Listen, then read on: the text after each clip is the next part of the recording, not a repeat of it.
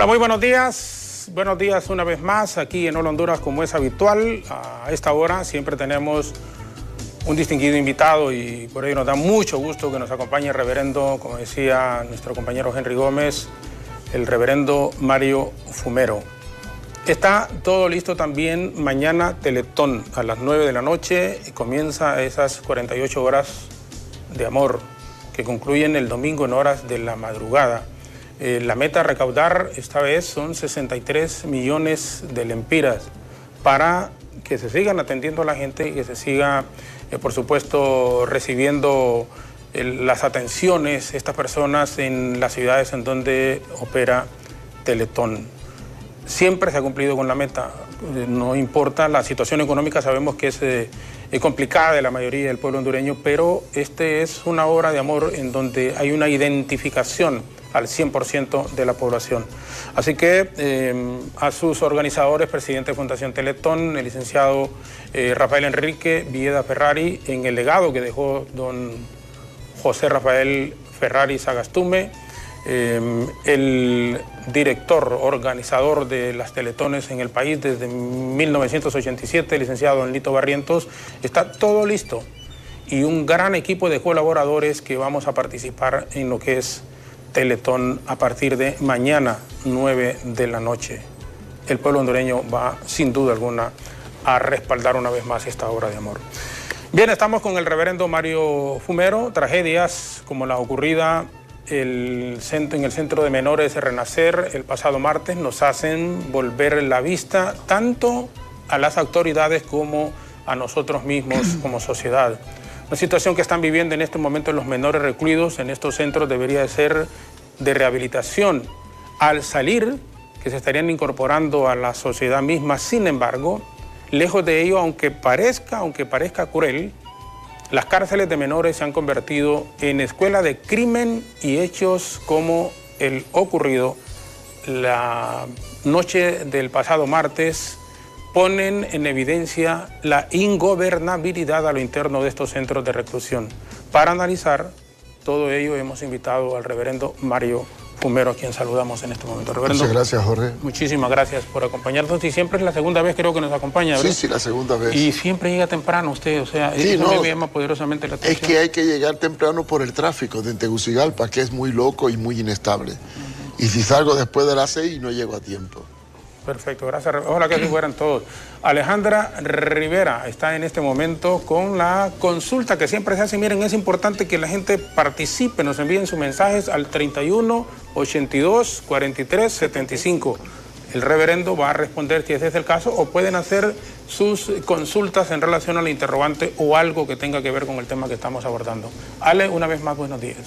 Así es, licenciado Jorge Zelaya, nuevamente buenos días, un tema muy importante el que estarán abordando el día de hoy, invitándole a la población hondureña que puede enviar sus interrogantes a través de 3182-4375 y también recordarles que estamos totalmente en vivo a través de Facebook Live, nos puede seguir como BTV Somos Todos Honduras. Colocamos en pantalla la interrogante de este día para que usted pueda opinar. La interrogante dice lo siguiente: ¿qué mecanismos se deben implementar en los centros de reclusión juvenil para que los internos se rehabiliten? Opine usted 3182-4375 a través de la página de BTV Somos Todos Honduras. Licenciado Jorge Zelaya, nuevamente con usted.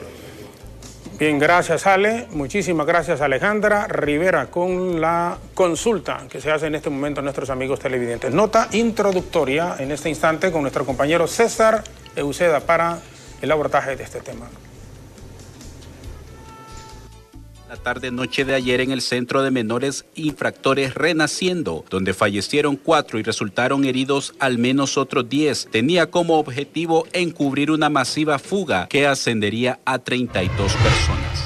Son hasta el momento 12 personas que están pendientes de recaptura, que ya se tienen identificados los perfiles. Estamos trabajando a través de la DPI, Policía Nacional, Fuerza Nacional Antimaras y Pandillas, Policía Militar, cuerpos de investigación para la pronta recaptura. De igual manera fueron recapturados 20 que ya estaban prácticamente fuera de las instalaciones a través de las operaciones que se ejecutaron en el tercer anillo de apoyo al Instituto de menores infractores SINAMI, y lo que son 3 heridos de gravedad que fueron trasladados a un centro hospitalario para que se les brinde la asistencia médica. Lamentablemente murieron 4, 2 en el hospital y 2 dentro de las mismas instalaciones. Por parte de las autoridades del Instituto Nacional de Asistencia al Menor Infractor, se confirma esta versión, pero solamente hablan de 12 jóvenes, los cuales ya han sido recapturados. Heridos de gravedad, 4, igual el mismo número de fallecidos. Y con heridas leves fueron atendidos todos allá en el mismo centro, donde tenemos una enfermería. Armaron, como dicen, la reyerta para cubrir precisamente una fuga masiva, que a Dios gracias fue frustrada, ¿no? Y evadidos al final resultaron, después del conteo de los más de 120 y tantas personas que hay, muchachos, resultaron en el conteo evadidos 12. Por parte de familiares que llegaron hasta el Hospital Escuela y la morgue capitalina, demandaron acciones que prevengan este tipo de situaciones tan delicadas que han dejado como saldo 4 menores muertos y otros 3 en condición crítica. Ya muchos jóvenes tienen miedo ahora de llegar a las prisiones porque son de rehabilitación, pero llegan a las muertes ahí. Mucho peligro. ¿Es familiar de esta persona? No, es familiar no, pero es amigo de él, desde pequeño conozco a él. Es una injusticia. Si se supone que los tienen ahí es para cuidarlos, no para que los maltraten. Porque ahí los maltratan física y moralmente los maltratan. No sé, pero lo que sí sé es que ellos mismos de seguridad tienen la culpa. Ellos mismos son. Luego de estas acciones criminales se realizaron inspecciones que dieron como resultado el hallazgo de varias armas hechizas construidas con platinas, varillas de construcción y enseres de cocina. Con cámaras de Ángel Maradiaga para Impacto BTV, César Euceda. Pastor, ¿cuál es el problema toral en los centros penales, incluido ya de los menores? Mira, es un tema endémico, no viene de ahora. Yo me acuerdo que hace unos años en el centro del Carmen, unos menores entraron unas granadas y la tiraron dentro de un cubículo de un grupo de paisas que no querían adaptarse al sistema de los que controlaban el centro, que era la Mara 18.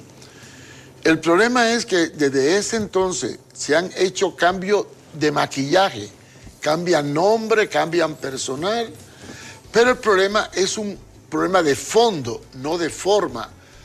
Cambiar la forma no resuelve el problema, cambiar el fondo del problema. Y este fondo requiere un análisis demasiado profundo, que empieza desde el juzgado hasta el procedimiento de análisis de cada menor infractor, el tipo de delito, la repetición del delito y la posibilidad de determinar si lo podemos tener en un régimen abierto, en un régimen semiabierto o en un régimen cerrado. Pero claro, mientras no se resuelva el problema de fondo, nada resolvemos con cambiar el personal y los directores, porque va a ser el mismo problema. Cuando un empleado que trabaja en un centro de menor se conoce, saben el nombre, y los que están allí se enteran quién es, tienen forma de hablar al exterior para ejercer un tipo de presión y obtener del personal que trabaja lo que quieren. Es un problema muy serio. Ahí había que determinar que los que trabajan en los centros de menores no deben tener rostro. 1, 2, no pueden estar mezclados pandilleros de maras con infractores comunes. Es decir, perdón, no deberían de estar mezclados. Es que ¿cómo tú vas a meter a un joven que robó un pantalón porque necesitaba droga con uno que ha sido asesino o sicario o practica extorsión? ¿Cómo es posible esto? Entonces, claro, han separado las maras. Creo que el Carmen es para un tipo de mara y Renaciendo para otras maras, pero siempre ellos están ahí. Y los que no son de mara, los paisas, que entran, se ven presionados por estos grupos para adaptarse a ellos. Y cuando un interno no se adapta a ellos, corre el riesgo no solo de que lo maten, sino de que abusen de él físicamente o sexualmente. Por lo tanto, es un problema, lo que está fallando es la metodología y la ingeniería en el trabajo con ellos. De manera que yo creo que el problema no se resuelve cambiando el nombre de INAMI, DINFA, DINAF. no es cambio de nombre ni cambio de personal, es cambio de una estrategia y de unas leyes que no sean tan beneplácitas, tolerantes y complacientes. Ahora, el problema también es que cuando se actúa con alguna rigidez con los jóvenes, comienzan a aparecer los derechos humanos. Bueno, pero es que el derecho tiene un límite. Aquí así debería de ser. Bueno, es que lo que pasa es que Honduras está viviendo en una etapa en donde el infractor se le cataloga por la edad biológica y no por la edad psicométrica. En Estados Unidos, Inglaterra, Alemania y Europa se juzgan a los menores infractores desde los 16 años como delito grave. Y si es menor de 16 años, se aplican leyes rígidas, en algunos casos que se siguen cumpliendo aún después que cumple los 18 años. Pero aquí no, aquí hay una tolerancia excesiva. Mira, el otro día tuve problema con un interno que se puso violento y los policías del proyecto no se atrevían a actuar por miedo a los derechos humanos. Claro, claro. Entonces, claro, el menor puede hacer y deshacer y las autoridades están incapaces de actuar con una fuerza moderada, porque el menor tiene tanto derecho que es como un merengue a la puerta de un convento. Entonces, hay que modificar, no ser represivo. Ojo, una cosa es la represión, a otra cosa la inducción al respeto, al orden y a la ley. A inducir el temor. Si no hay temor, no hay freno. Los menores en Honduras no tienen freno. Ellos saben que pueden matar y hacer lo que quiera y la ley los va a proteger hasta cierto límite, a grado tal que se convierten en carne de cañón para los grupos antisociales para hacer el trabajo sucio.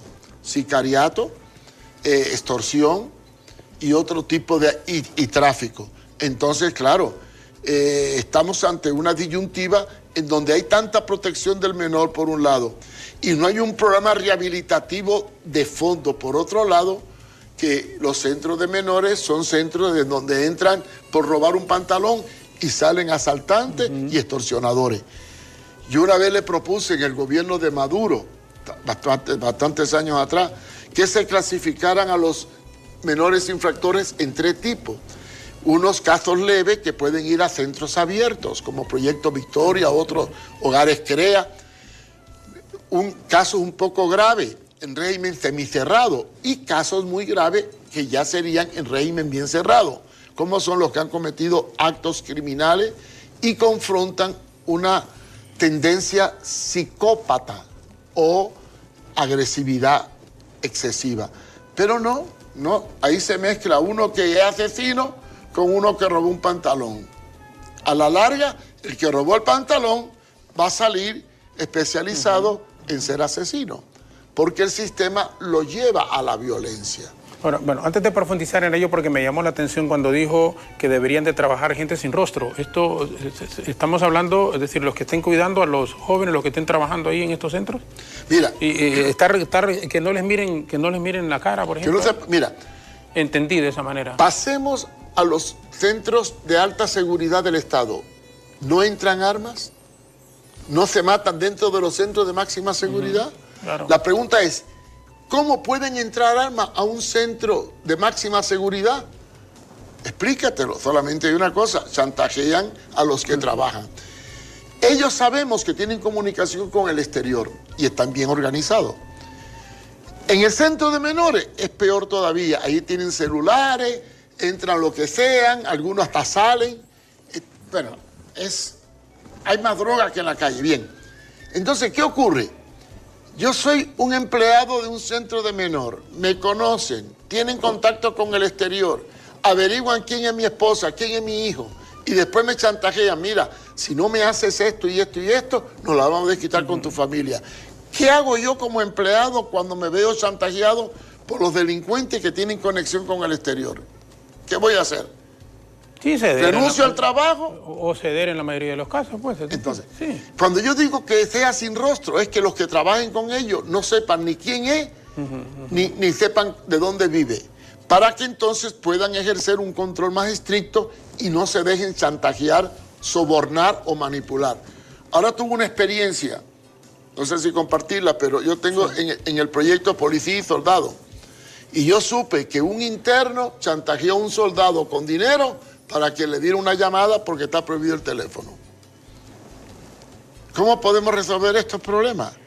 Es fácil cuando un interno tiene la facilidad de sobornar a un agente. ¿Cómo lo resolvió usted, por ejemplo? Bueno, ahorita lo estoy resolviendo, estoy en el proceso, ya detecté todo, voy a notificar a las autoridades y lo voy a quitar al grupo completo porque no sé quién es. Pero los sistemas de menores son muy frágiles en su estructura y son muy ineficientes en su formación. Yo creo que aquí deberíamos tener un centro para casos leves. Por ejemplo, todo drogadicto menor que usa droga se convierte en ladrón o vendedor. ¿Por qué? Porque la necesita. Yo le llamo delito común leve. ¿Por qué mandarlo a un centro de eso, a juntarse con personas que ya son asesinos, asaltantes y narcotraficantes? ¿Por qué no mandarlo a un régimen semiabierto, un programa especial que lo rehabiliten porque está en la primera etapa de la delincuencia? Los jueces tienen que detectar cuando un menor está comenzando a delinquir para corregirlo a tiempo.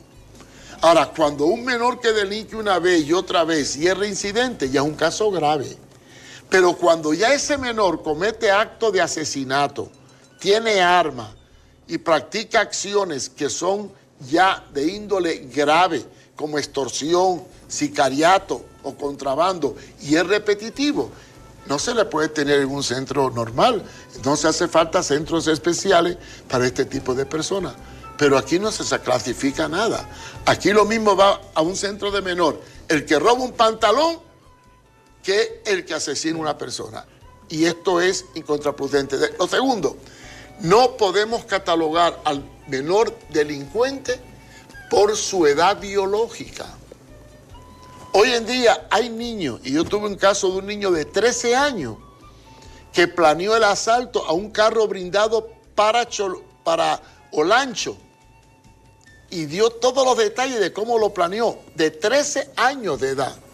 Sin embargo, tengo casos de muchachos de 24 años que no tienen la capacidad mental que tienen algunos niños de 13, 14 años. Entonces, hay un factor psicológico a la hora de juzgar el delito. Porque yo creo que hay niños de 13, 14 años que tienen una capacidad intelectual en cuanto al crimen y al delito muy superior a muchos adultos. Por lo tanto, la edad psicométrica debe ser un factor detonante a la hora de emitir un juicio frente a un menor infractor. Y lo que no se hace es que muchos menores ya entraron a una situación de psicópata. Explicarlo un poco es difícil. Tú conoces la Biblia, sabes que Faraón endureció su corazón y Dios lo entregó a una mente repróbada. ¿Qué es una mente repróbada? Que están tan endurecidos por lo que han hecho que ya no sienten. Matan a sangre fría, descuartizan y ya son insensibles. Entonces, son casos de psicópata. Esta gente no lo podemos manejar igual que un delito común. Pero no se hace esto. No hay un estudio psicológico, psiquiátrico del tipo de delito y de las condiciones del individuo. Además, el 96% de todos los jóvenes que caen en pandillas y grupos antisociales proceden de hogares disfuncionales. Y otra cosa, un joven con un tatuaje, aunque sea de un Mickey Mouse, ya está estigmatizado por la sociedad y se le cierran todas las puertas.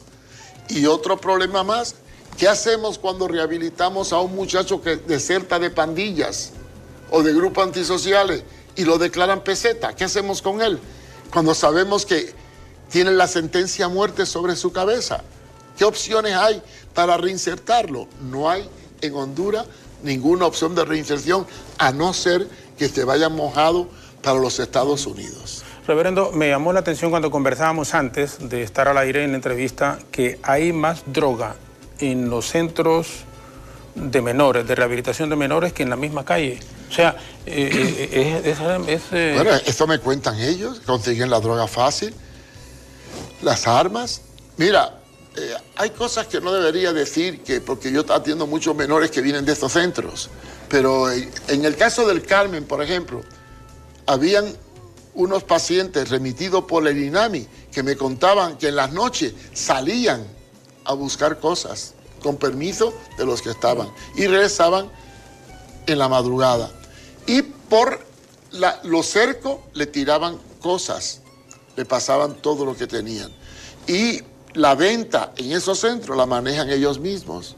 O sea, la pulpería o el negocio manejan todo y manejan la droga. Y hay celulares, y entran armas, y han entrado granadas. Y eso ocurre en los centros de menores, pero si ocurre en los centros de máxima seguridad, hombre, no va a ocurrir así? ¿Cómo no va a ocurrir en los centros de menores? Que están mucho más desprotegidos que un centro de máxima seguridad. Ahora, pareciera que o es que no se quiere o es que no se puede poner control en eso. Yo no sé si es que no hay voluntad, pero aquí todo lo solucionan con el cambio de fachada. Por ejemplo, el INFA falló, crearon el DINAF. La pregunta, del INFA al DINAF, ¿ha habido cambio en cuanto al efecto de la situación de la juventud? ¿Ha mejorado la condición? Sí, no. Ok. Se cambió el sistema de los centros de menores. Han habido no sé cuántos cambios de directores. ¿Y qué? ¿No sigue pasando lo mismo? No es un cambio de forma, es un cambio de fondo. De nada vale cambiar la forma si no cambiamos el fondo. O sea, ¿cuál es el detonante de estos problemas? La estructura del sistema. Mientras no cambiemos la estructura, ¿y cómo la cambiamos? Yo no puedo tener pandilleros con delitos comunes. No puedo. Ni puedo tener menores de alto riesgo en un régimen fácil de vulnerar o muy vulnerables. Ni puedo tener personal trabajando que se den a conocer también que los internos puedan extorsionarlo usando a la familia del exterior para intimidarlo y obtener lo que quieren. Hay que razonar. El problema es de fondo, no es de forma. Sí, bueno, estamos conversando, vamos a hacer una breve pausa, regresaremos con el reverendo Mario Fumero y yo quiero profundizar un poco en eso de hogares disfuncionales que usted manejó hace algunos 2-3 minutos atrás, porque sigo siendo de la idea, yo sé que son políticas y no solo de gobierno, sino que también deben de ser a lo interno de la familia en el sentido de que los niños, en mi concepto muy particular, es desde pequeños, desde chiquitos que se le tiene que poner control y así se evitaría de una u otra manera que tenga que intervenir el Estado cuando se convierten ya en infractores de la ley, porque esos son reverendos. Es que ahí comienza el problema, Las leyes que tenemos en Honduras desarman a los padres, le dan tanto poder a los menores que terminan gobernando a los padres. Y el problema que tenemos es que se ha perdido dos cosas, el temor y la autoridad. Correcto, de acuerdo. Y el temor a Dios.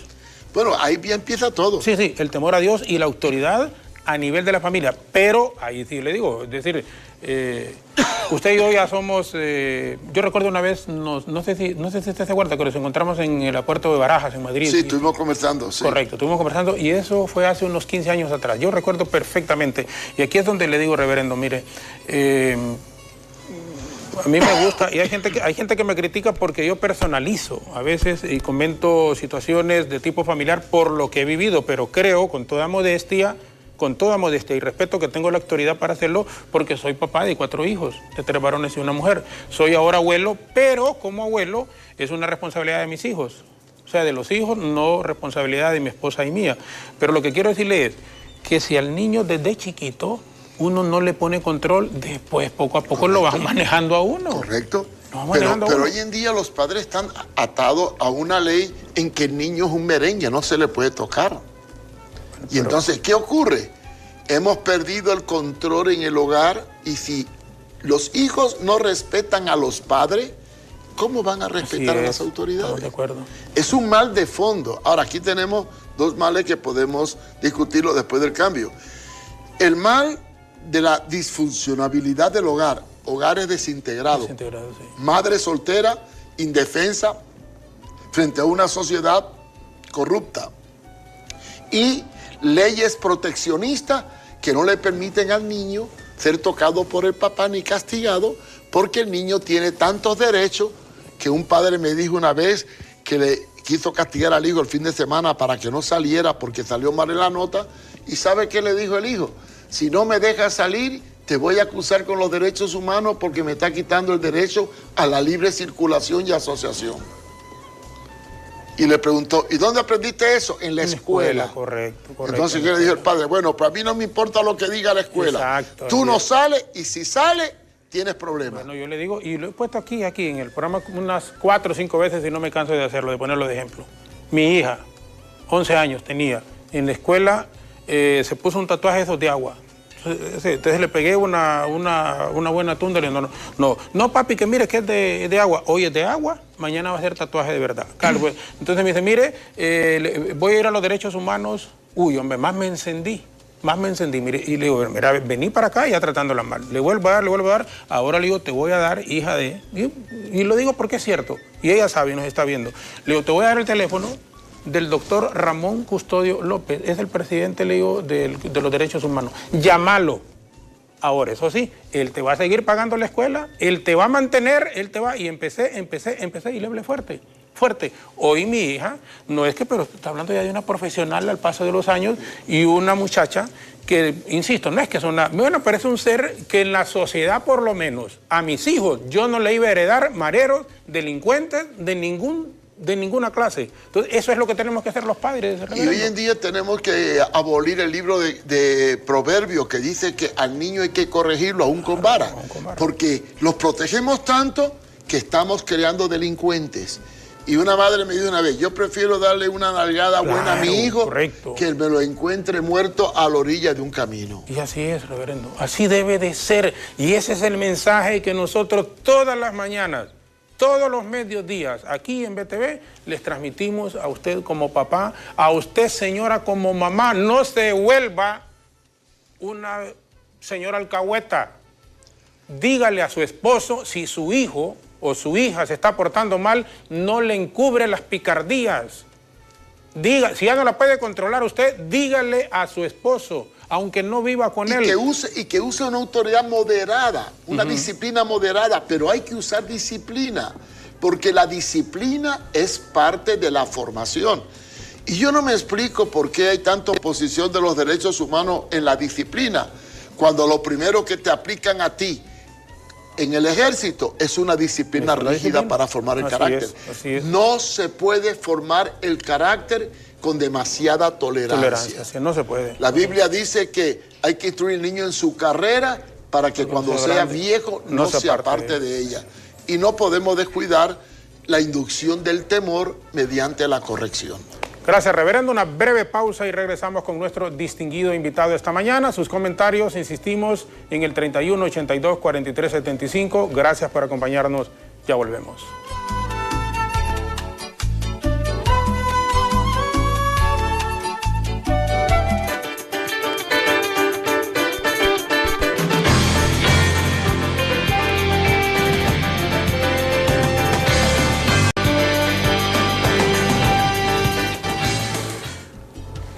Seguimos con el reverendo Mario Fumero, aquí en nuestros estudios. Francisco Rodríguez nos está viendo en Miami. El mal se corta desde la raíz.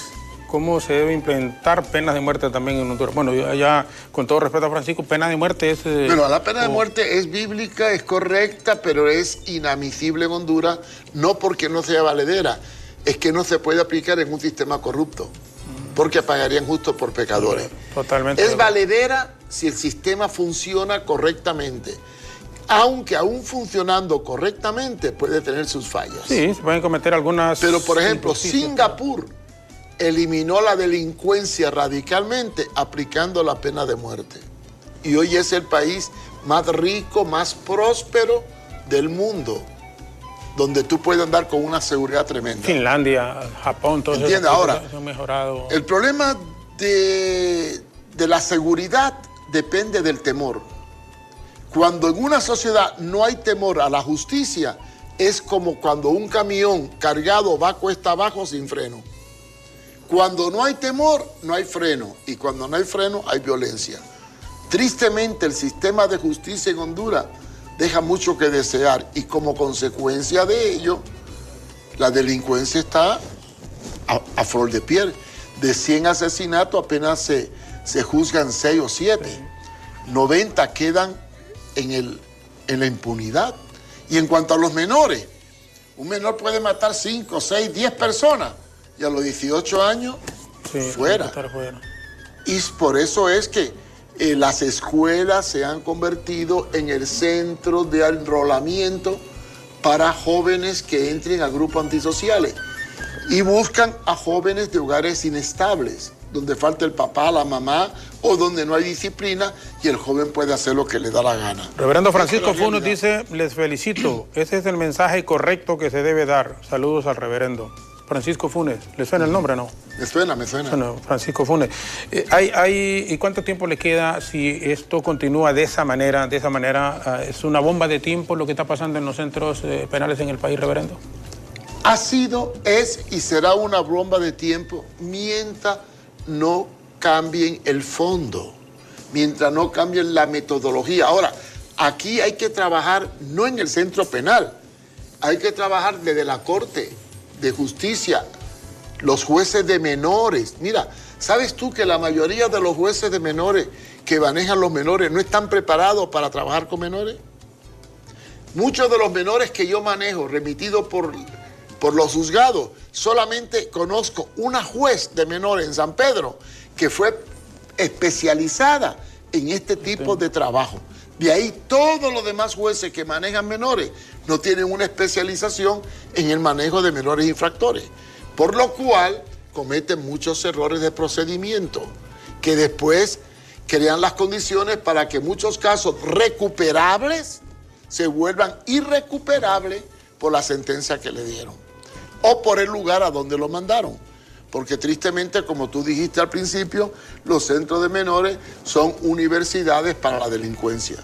No son centros correccionales, son centros para el perfeccionamiento de la delincuencia. En conclusión, en esto, en el tratamiento a un menor infractor es diferente, difiere mucho un caso de otro. Es decir, por eso es que no deben de estar en el mismo lugar, probablemente. Mira, hay que ver el móvil. O sea, a ver, digamos, el marco. ¿Por qué un joven robó?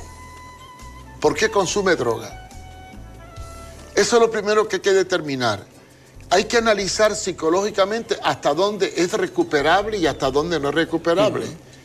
El nivel de penetración de una persona en la delincuencia es la que determina el procedimiento a seguir en cuanto a la sentencia.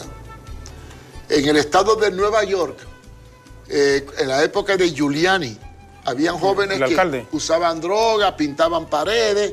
Entonces Giuliani habló con los jueces y determinó que a los menores que pintaran paredes y usaran droga no los iban a meter presos, los iban a poner en trabajo de comunidad con la policía para reparar el daño cometido. Entonces establecieron un criterio muy bíblico que se llama restitución de daño o criterio de oportunidades dentro del derecho del Código Procesal Penal. O sea, si tú cometiste un delito leve, repara el delito y se acabó.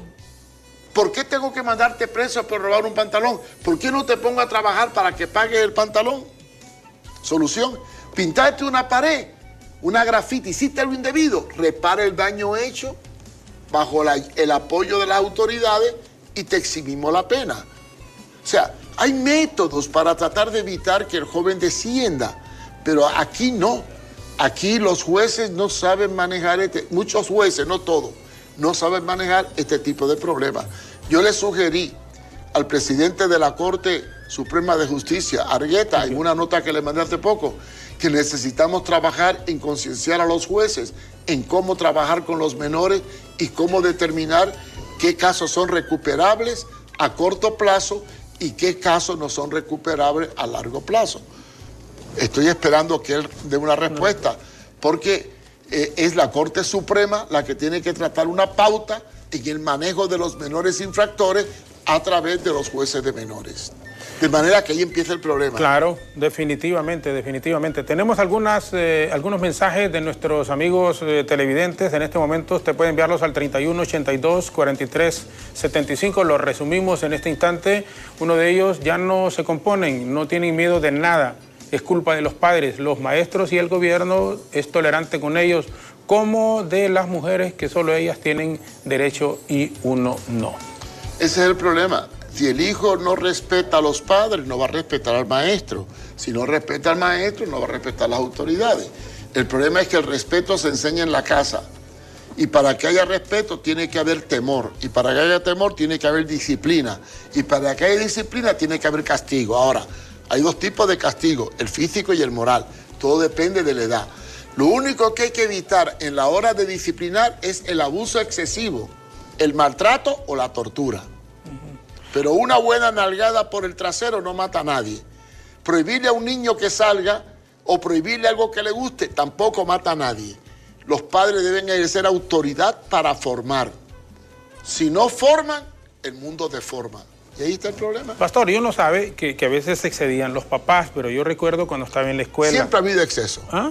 Siempre hay un exceso en algunos padres que son violentos. Claro, yo recuerdo, por ejemplo, que si iba a poner queja o mandaban a decir algo de la escuela, porque la escuela cuando uno vivía quedaba cerca siempre, yo vivía en los campos bananeros, entonces si cometía alguna, ponía queja, si me había pegado la maestra, mi mamá me pegaba más y fuerte, y es más, yo recuerdo que me hincaba a veces, y a mis hermanos también, pegado a la pata de la mesa, y ahí lo amarraba uno y le ponía una olla con frijoles o maíz. Y si uno renegaba, le decía, ahí vas a estar 15 minutos, por ejemplo. Y uno, ay, mami, me duele, pues estás 10 minutos más. Y uno aguantaba. Y lo que le digo, yo sé que es excesivo. Ahorita puede decir la gente, sí, porque la gente se queda. Esos tiempos ya son tiempos viejos, pero uno no se hizo delincuente, a eso me refiero. Quizás en ese tiempo se abusó un poco del exceso, pero fue útil. No hay que ir tan lejos, pero tampoco podemos, o sea, ni muy, ni tan, de acuerdo, o sea, sí. No le podemos quitar al padre la autoridad de disciplinar, ni tampoco podemos permitir que el padre abuse de la disciplina maltratando físicamente al hijo. Son dos cosas muy diferentes. Sí, o sea, no irse al extremo ese. Porque si yo les cuento la forma en cómo mi papá los agarraba cuando llegaba del trabajo. Pero no hubo tantos delincuentes. ¿Ah?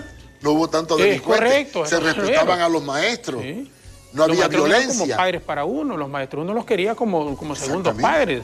Hoy en día hasta los maestros tienen miedo a disciplinar. Así es, correcto. Y es más, hoy día el chantaje del menor al adulto es tan común que hasta chantajean a los maestros para obtener la nota sin pasar el año.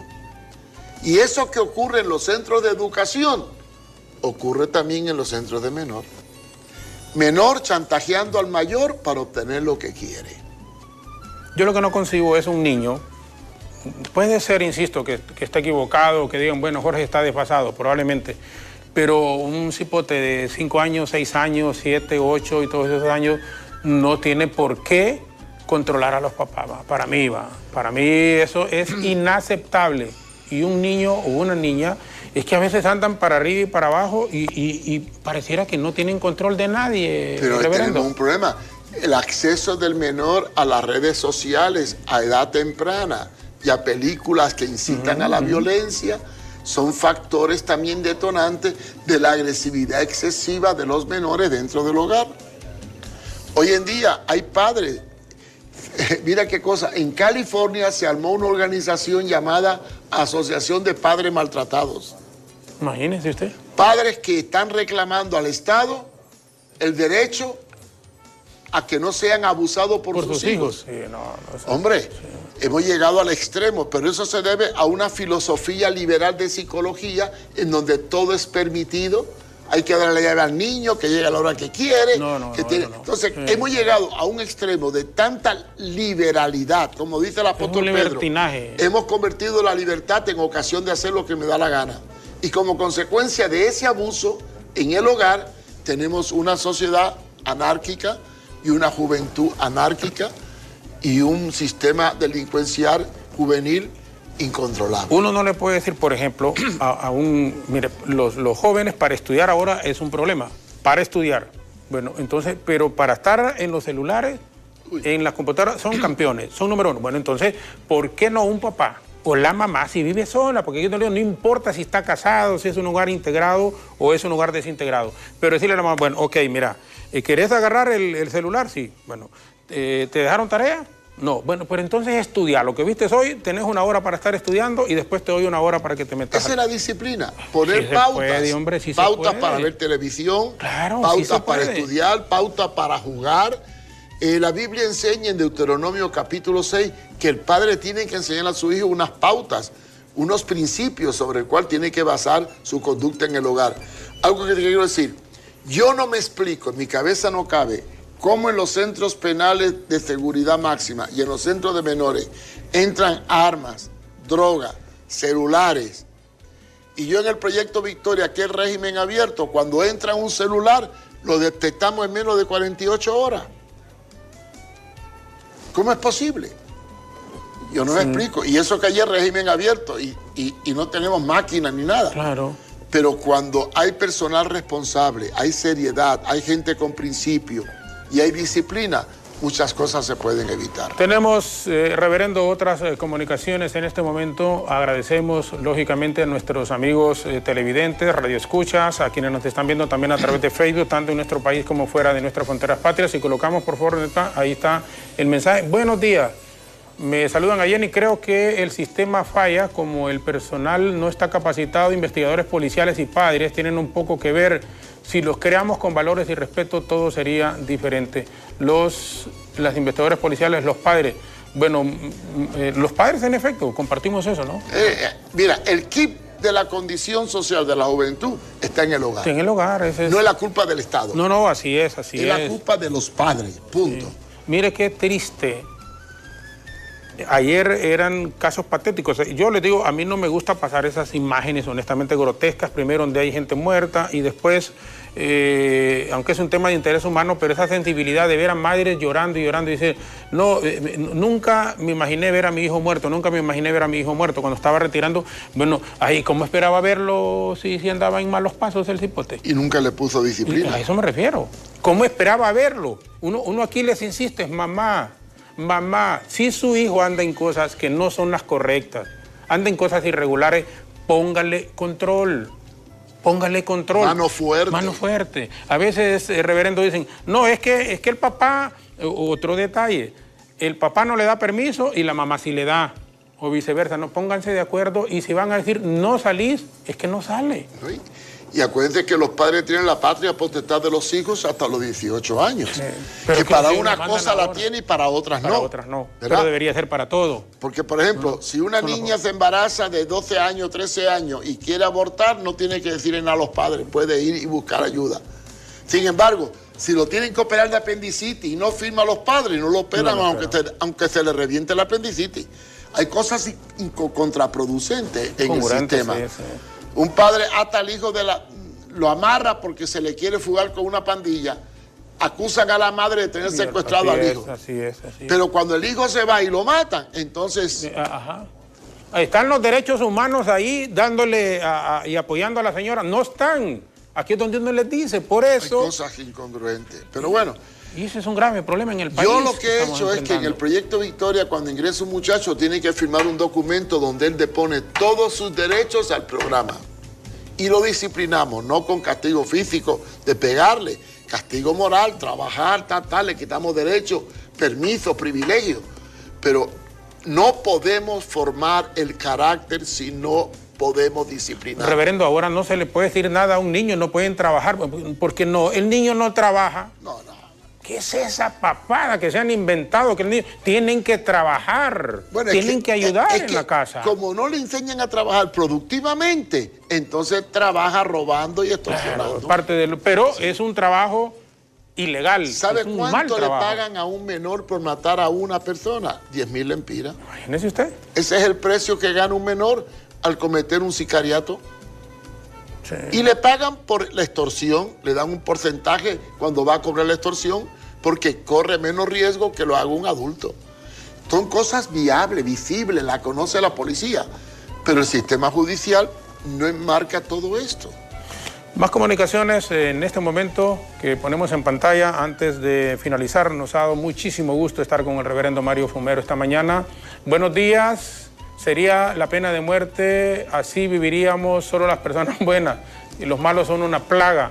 Hay que eliminarlos. Honduras sería mejor sin plaga. Mira, esta filosofía de la depuración social, de extirpar el cáncer con la pena de muerte, es una influencia en algunos países muy fuerte. Yo creo que valdría la pena, si saneamos el sistema judicial, que haya casos, personas que lo maten. Pero si un sistema funciona correctamente. Ahora, en Honduras, yo no aprobaría la pena de muerte, aunque estoy de acuerdo con ella, porque tenemos un sistema muy endeble. Y terminarían matando al inocente para ocultar al culpable. Y esa es la verdad. Sí, por lo que se vive, pues. Por la corrupción. La corrupción que estamos viviendo. ¿Qué debe de hacer el gobierno? Porque el tema principal, central y la invitación era, y es, obviamente, ya que estamos finalizando, sobre lo que ocurrió en el centro Renacer. Y para que esta situación mejore, ¿qué debe de hacerse, reverendo? El Estado debería nombrar una comisión compuesta por sociólogos, psicólogos, psiquiatras y expertos en derecho del menor para elaborar un plan estratégico de cómo reordenar todo el sistema penitenciario juvenil y cómo establecer una clasificación de los menores de acuerdo al tipo de delito que cometió y crear cárceles de máxima seguridad o centros de menores infractores de máxima seguridad para esos tipos violentos que tienen el poder de manipular a los otros y cometer actos como el que se cometió recientemente en Renaciendo y en el pasado en el Carmen. Sí. Yo creo que aquí hace falta técnicos, sociólogos, psiquiatras, pedagogos, maestros y expertos en derecho legal juvenil para buscar un esquema rehabilitativo que clasifique al menor no de acuerdo a su edad biológica, a su edad psicológica y de acuerdo al nivel de penetración que tiene en el delito que cometió. ¿Cuántos jóvenes tienen su proyecto, este proyecto Victoria? Como 50 o 60 y un promedio de unos 12, 15 que son menores de 18 años y unos 8 o 10 remitidos por el INAMI a través de jueces. ¿El proyecto Victoria hace cuánto está funcionando? Desde el año 1977, tiene 44 años. Reverendo, le agradezco muchísimo y lo dejo, por favor, 30 segundos para que nos dirija un mensaje. El mensaje principal es que los padres se pregunten dónde y con quién andan sus hijos, que pongan mano dura, pero si no tienen un padre y una madre al lado, entonces ahí tenemos un grupo de riesgo por el cual el Estado tiene que buscar alternativas para ver qué hace con ellos y cambiar algunas leyes en donde no se discrimine al joven que se rehabilita y tenga espacio para ser reinsertado dentro de la sociedad. Ese es mi llamado. Una vez más, muchas gracias, reverendo. Siempre. A las órdenes siempre. Siempre. El reverendo Mario Fumero del proyecto Victoria nos ha acompañado esta mañana. Usted, señora, madre de familia, papá, porque aunque no viva con la señora, sus hijos no tienen culpa de los problemas que hayan tenido, probablemente. Siempre, siempre, siempre, no se dejen manipular ni gobernar por sus hijos. No les permitan a sus hijos que ellos decidan por usted o que quieran hacer ellos mismos las cosas que quieran, aunque sean incorrectas. Señora, si su hija o su hijo está actuando incorrectamente, no solo castígala, dígale también a su compañero de hogar. No le tolere ni le permita sinvergüenzadas a sus hijos. Se vuelven después delincuentes y ahí van a llorar a la cárcel o van a llorar cuando se los han matado. Muchas veces, o la mayoría de las veces, uno entiende y comprende, reverendo, que somos hijos de Dios, que andamos en el mundo y que una desgracia de estas puede ocurrirle incluso a uno de nuestros hijos, a parientes cercanos, pero que no sea nunca porque ande en cosas irregulares, que sean de esas circunstancias que a veces uno dice estaba justo en el momento equivocado o donde no debió haber estado, pero que jamás sea porque un niño, porque una niña, porque un joven, varón o mujer, ande en conductas incorrectas. Usted no le permita a sus hijos desde pequeños esos tatuajes, no se los permita. Usted no le permita a un niño que ande con pelo largo solo usan las mujeres. Usted no le permita a sus hijos conductas que no son las correctas.